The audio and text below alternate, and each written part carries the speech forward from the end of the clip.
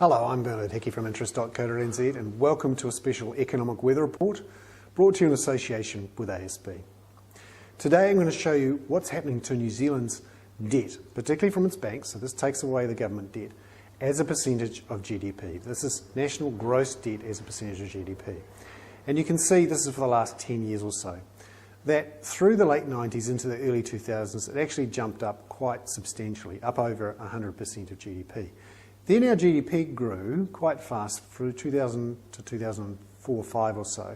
We actually managed to tread water, so our debt to GDP didn't increase. Even though we were taking on quite a bit of debt, the GDP was growing just as fast.